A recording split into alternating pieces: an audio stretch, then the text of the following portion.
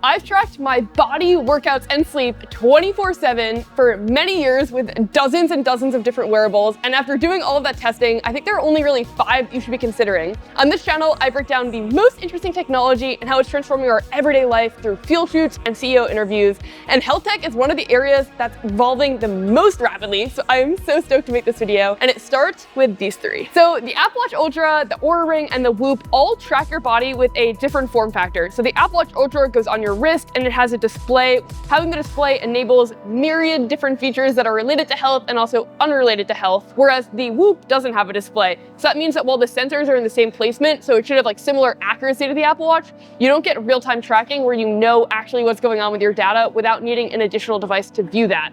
The Oura Ring is similar, but it's actually on your finger, which leads to more precise tracking for certain metrics, like heart rate tracking, for example. This is a better placement because it's closer to the actual artery, so you get a more accurate read. And that means for things like working out or sleep, you should get slightly better data, but it's also a little bit less comfortable than having something on your wrist. Like, I feel like I'm a lot more likely to forget I'm wearing the Apple Watch or the Whoop in comparison to the Oura Ring, which I am acutely aware of most of the time because it's constantly hitting into things, or when I'm like strength training, it hits into the actual weight. So fundamentally, the Apple Watch Ultra, the Oura Ring, and the Whoop all track very similar metrics around your sleep, your heart rate variability, your heart rate, and your workouts. But certain features are more extensively tracked via the Apple Watch or the Whoop. Like, for example, Apple was sued recently and they no longer have the blood oxygen sensor on their products, whereas the Oura Ring and the Whoop do track that metric. And temperature tracking is built into the overall system of how Oura and Whoop rate your sleep. So the Apple Watch does track your sleep at night, but it will only give you information like what sleep stage you're in, whether it be REM, deep sleep, or core sleep.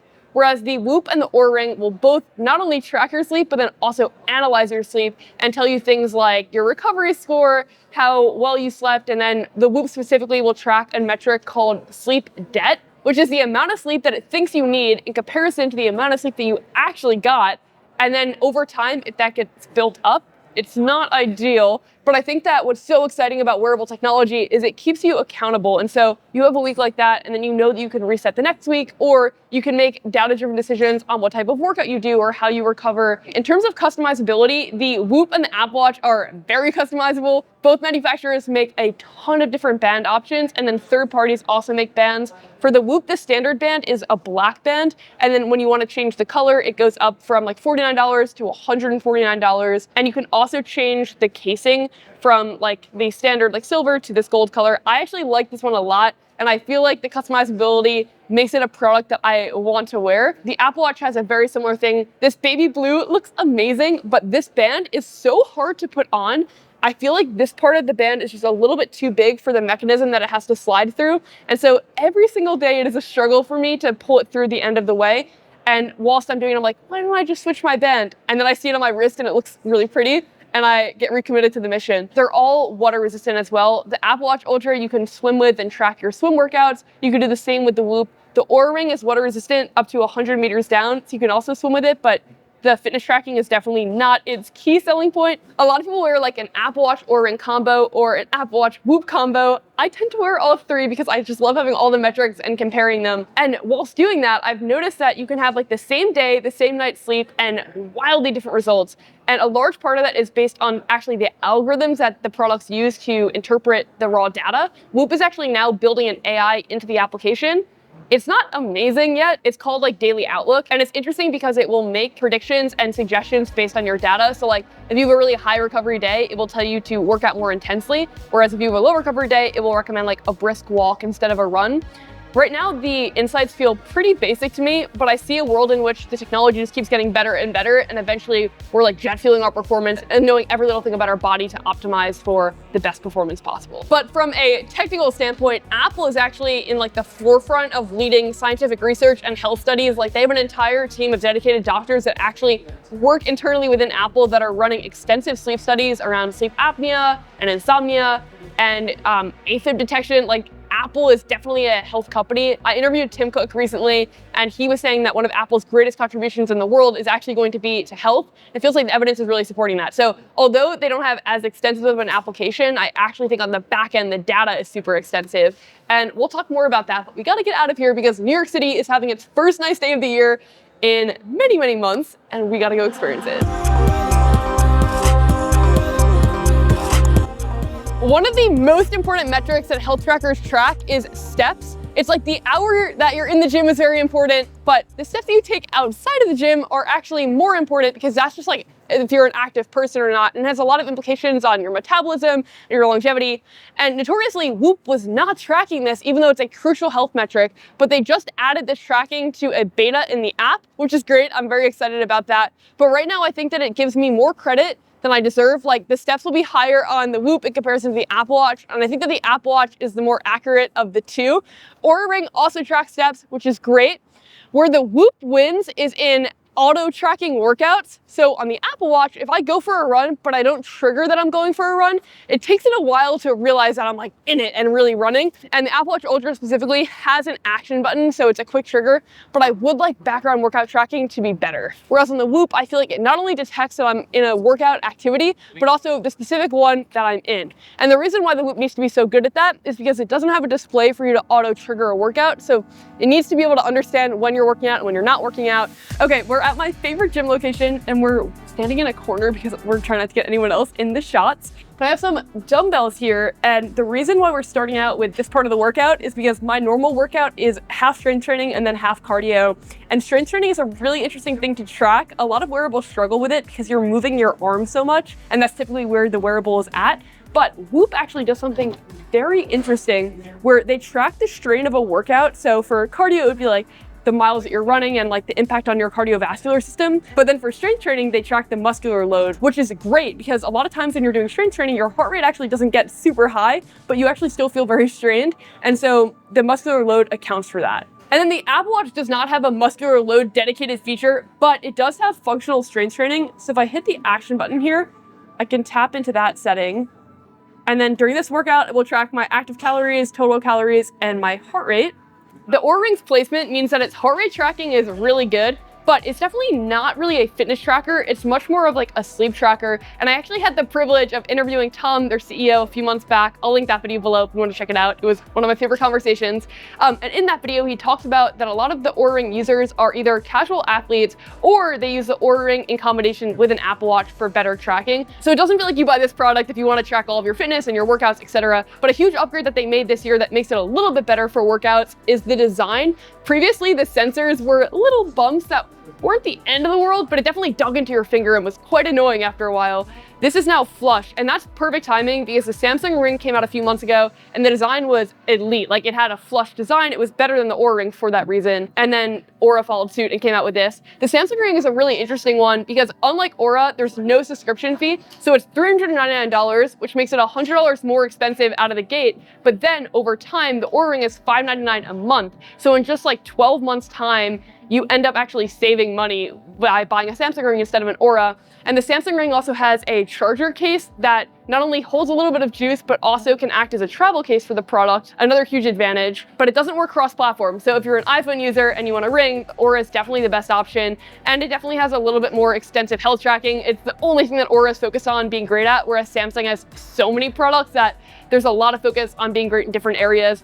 Their health ecosystem, though, is awesome. I really like their watch as well, and their Ring and watch work very nicely together. So the Ring will track a lot of like your sleep and heart rate, and then the watch will track a lot of your activity, which is a nice 1-2 punch combo. You would get a similar result with the Apple Watch and the Oura.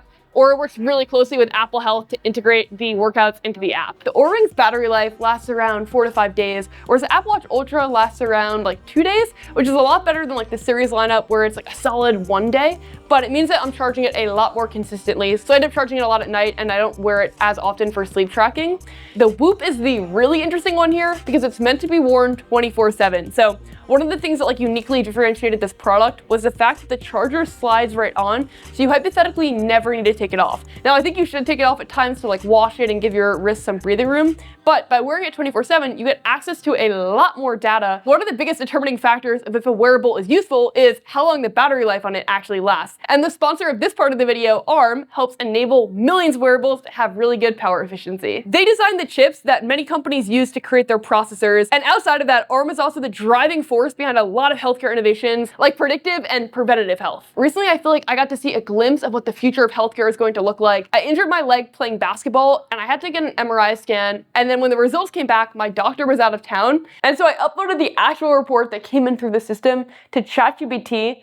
And it got it right. And it blew my mind and made me feel so optimistic about the future because I feel like that just democratizes health. Now, obviously, I'm still gonna a doctor's opinion, but this was so freaking cool and impressive to me. And this kind of AI-driven healthcare innovation is only possible because ARM technology powers the chips that makes these models run so efficiently. And ARM actually predicted this. In their 2025 tech predictions, they highlight that they think AI is going to transform every industry from wearables to medical diagnostics. So the next time that you get a heart rate reading or an AI-powered health recommendation, there's a really good chance that an ARM-based chip is the one processing it. If you want to check out that article that I was just mentioning, which actually delves into so many interesting tech trends, I'll leave that in the description below. ARM, thank you so much for working together. And now we're going to go back outside because the weather here is just unreal.